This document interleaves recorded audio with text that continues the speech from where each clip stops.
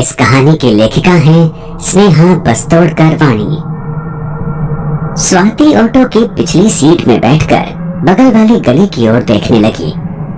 चांद की हल्की रोशनी अंधेरे में ऐसी उजाड़ सड़क से उस अमानवीय सन्नाटे को चीरते हुए उनका ऑटो आगे बढ़ रहा था। अपने माथे पर हाथ रखते हुए वह सोचने लगी, आज अमावस्या है, मैं इसके बारे में भूल गई थी। मेरी माँ ने मुझे अमावस्या की रात को यात्रा न करने को कहा था। उसके मन में ये विचार उमड़ने शुरू ही हो रहे थे। तभी ऑटो के टेप रिकॉर्डर में स्वामी समर्थ जी का तारक मंत्र शुरू हो गया। तब जाकर उसके दिल को थोड़ी सी राहत मिली। दोनों साथ में उस मंत्र का जाप करने लगे। बातें करते करते वो कब मृत्युंजय बंगले पर पहुंच गए पता ही नहीं चला। स्वाति ने ऑटो वाले को पैसे दिए और ऑटो से नीचे उतर गई। शीला पीछे से नीचे उतरी और उससे पूछा, भाई साहब, क्या हमें यहाँ आसानी से ऑटो मिल सकता है? अरे नहीं दीदी, ये शहर से बहुत दूर है, यहाँ ज्यादा भीड़ नहीं है, इसलिए ऑटो मिलने की कोई संभावना नहीं है। तो क्या आप मुझे अपना नंबर दे सकते हैं ताकि हम 1.5 घंटे में स्कूल वापस पहुँच सके? हम आपको कॉल करेंगे। कब आप आओगे ना? जी दीदी, मैं जरूर आऊँगा। शीला और ऑटो वाले के बीच बातचीत चल ही रही थी कि स्वाति की नजर बंगले के गेट पर बनी कारीगरी के काम पर टिकी थी। यह ऊपर से देखने में तो खूबसूरत था, लेकिन अगर आप इसे ज्यादा देर तक देखें तो यह बहुत ही अजीब सा लगता था। जैसे ही उसने उनका मतलब निकालने की कोशिश की, तभी शीला ने पीछे से उसके कंधे पर हाथ रखा और कहा, चलो अंदर चलते हैं स्वाति टीचर। स्वाति ने सिर हिलाया, गेट खोला और दोनों अंदर जाने लगी। वे दोनों तरफ एक खूबसूरत लॉन और एक पत्थर के रास्ते से गुजर रहे थे। एक अलग तरह का सन्नाटा था वहाँ। आसपास इतनी हरियाली होने के बावजूद वहाँ किसी कीड़े तक की आवाज भी नहीं आई। वे दोनों धीरे धीरे चली जा रही थी और बंगले के सामने वाले दरवाजे पर रुक गई। दरवाजा खुला ही था। शीला ने दरवाजा खटखटाने के लिए हाथ उठाया, लेकिन अंदर से एक छोटे लड़के की पुकार सुनाई दी। आइए टीचर, हम आपका ही इंतजार कर रहे थे। हाँ? वे दोनों थोड़ा चौंक गईं। धीरे से अंदर आकर आवाज की दिशा में देखने लगी। बंगले के मालिक और जाने माने कठपुतली का खेल दिखाने वाले चंद्रकांत झुंझार राव लाल चमड़े जैसे कवर वाले विशाल सोफे पर बैठे थे। उस वक्त उनके हाथ में उन्हीं का एक पसंदीदा बोलने वाला गुड्डा था। उन दोनों को नमस्ते कहते हुए उन्होंने फिर से गुड्डे की आवाज में कहा, टीचर आइए ना, हम कब से आपका इंतजार कर रही हैं। वे दोनों मुस्कुराते हुए आगे आईं और झुंझार राव के सामने सोफे पर बैठ गईं। रास्ता ढूंढने में कोई तकलीफ तो नहीं हुई ना? नहीं, आपका ये फार्म हाउस शहर से बहुत दूर होने पर भी काफी मशहूर है। स्वाति ने अपना पर्स एक तरफ रखते हुए कहा, बीजू, मेहमानों के लिए पानी लाओ। उनकी पुकार उस भव्य बैठक में गूंज सी गई।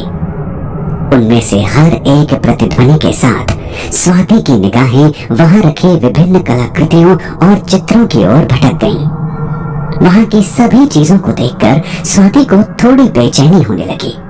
तुम कहाँ खो गई स्वाति टीचर? पानी ले लो।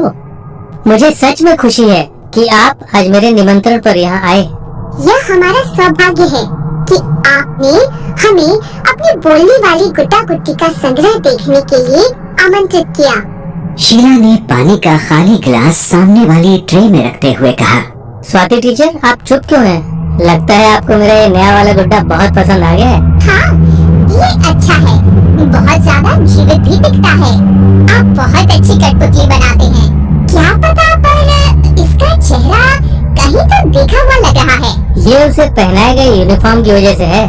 लगता है आपने गौर से नहीं देखा, ये आप ही के स्कूल की यूनिफॉर्म है। अरे हाँ, ऐसा क्यों है? स्वाति ने अपनी बेचैनी को अपनी कृत्रिम मुस्कान के पीछे छिपाते हुए कहा, ये मेरा नियम है। जहाँ मैं अपना पपेट शो करने के लिए जाता हूँ, मैं अपने साथ उन स्कूलों की यादगार के तौर पर कुछ लाता हूँ। मतलब? मेरा मतलब है, पिछले हफ्ते आपके स्कूल में मेरे शो के बाद मैं आपके स्कूल की वर्दी लाया और उससे मेल खाने वाला गुड्डा बनाया, और अब यह मेरे संग्रह का हिस्सा बनने जा रहा है। मेरे पास स्कूल की वर्दी में बहुत सारे छात्र हैं। यह सुन स्वाति की बेचैनी अब भी बढ़ती ही जा रही थी। यह सब बड़ा अजीब था। उसने और कोई प्रश्न नहीं पूछा और अपने हाथ में थामे गिलास से पानी पीना शुरू कर दिया। तभी स्वाति ने एक करुणा से भरी पुकार सुनी। टीचर, मुझे बचाओ। यह एक छोटे लड़के की आवाज थी। उसकी निगाह तेजी से सामने रखे गुड्डे की ओर गई।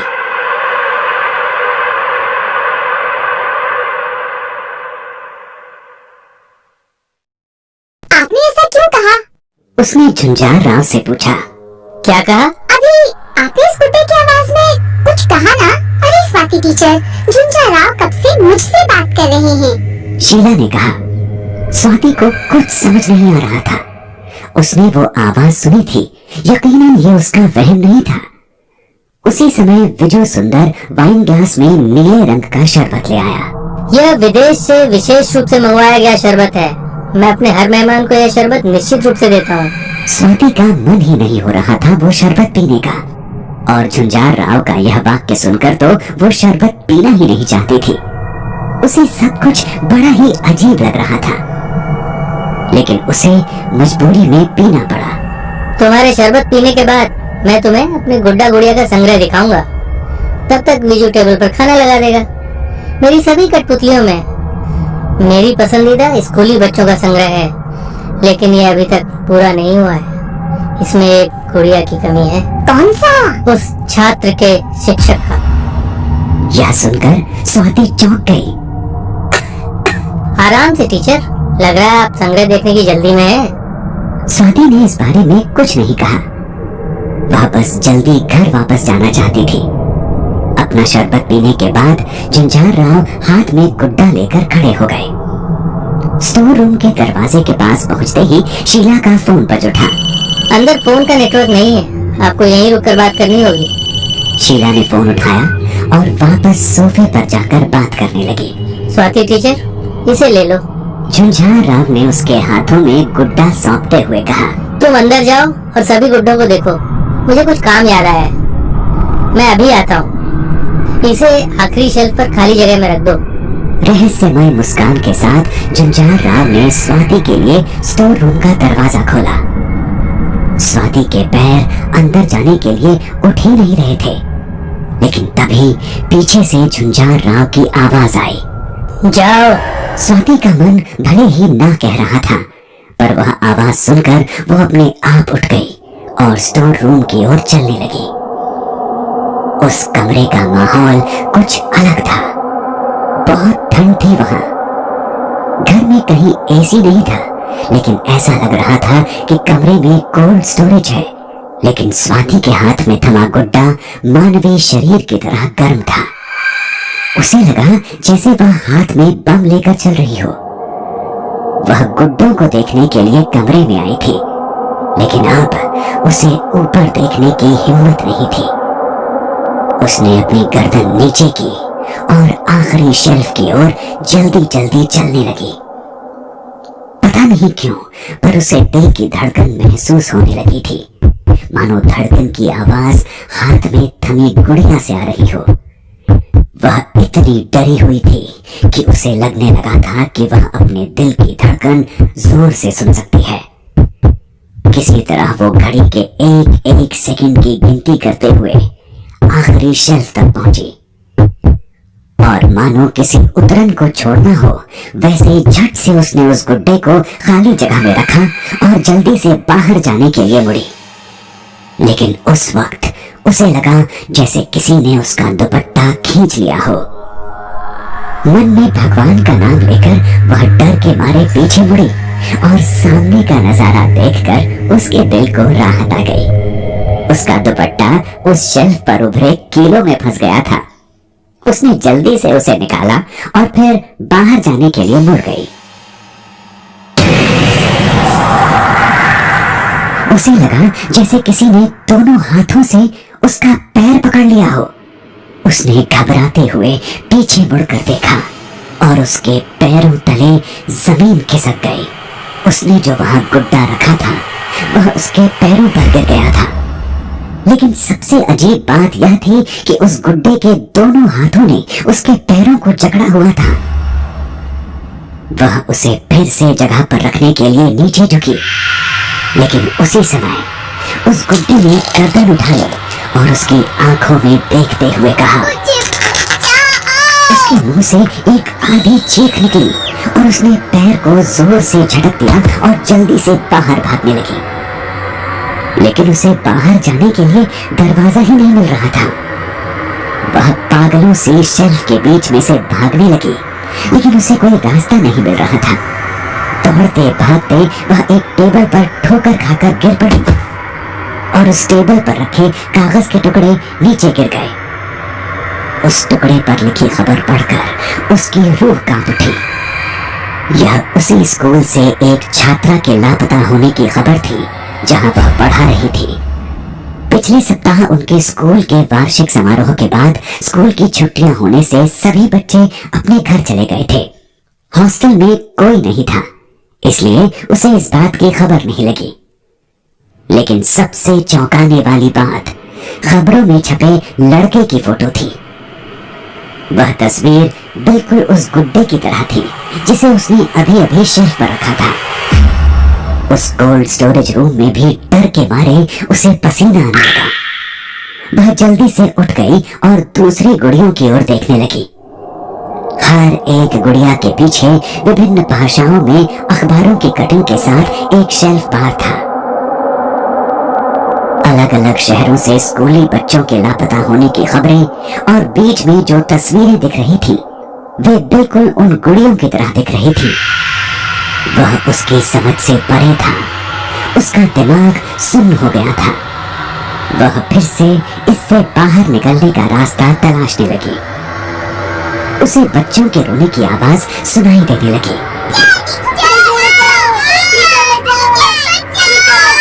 वहां से भागते हुए उसकी निगाह शेल्फ पर गई और वो दृश्य देखकर उसे लगा कि उसका शरीर मानो वहीं जकड़ गया हो।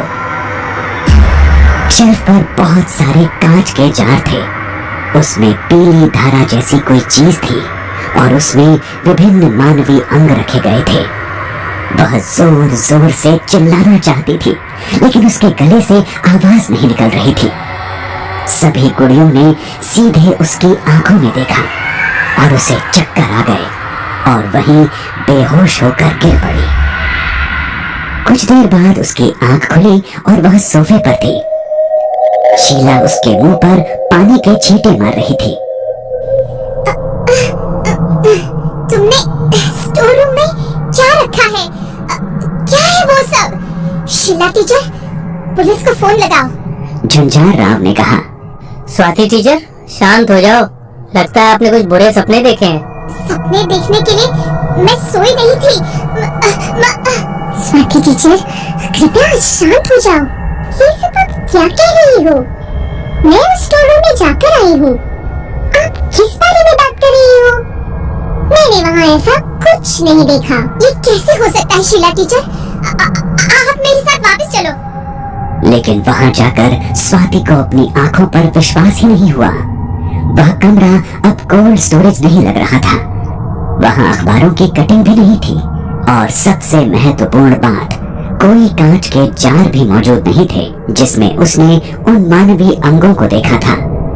उसका दिमाग घूमने लगा। यह कैसे संभव है?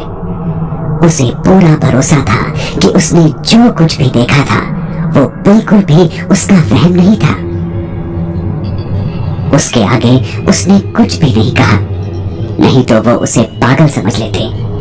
उसने चुपचाप झुंझार राव से माफी मांगी और शीला को तुरंत वहां से चलने के लिए कहा। शीला ने झुंझार राव को अलविदा कहा।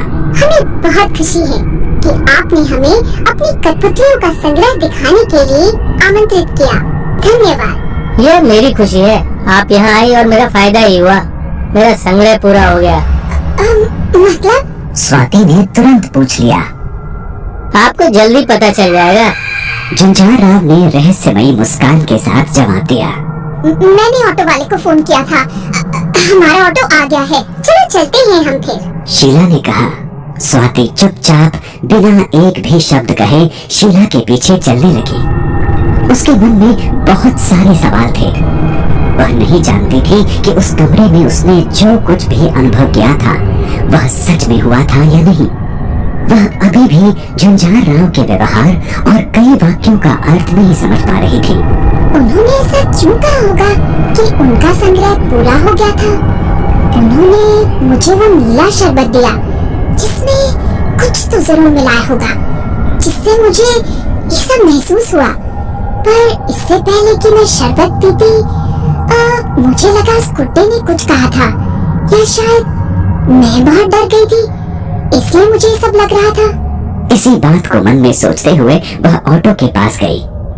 शीला अंदर बैठ गई। स्वाति ने ऑटो में बैठने से पहले एक बार फिर मृत्युंजय बंगले की ओर देखा और देखा कि झुंझार राव उन्हीं के पास चल के आ रहे हैं। स्वाति जल्दी से अंदर बैठ गई और शीला से कहा, चलो चलो जल्दी निकलते हैं।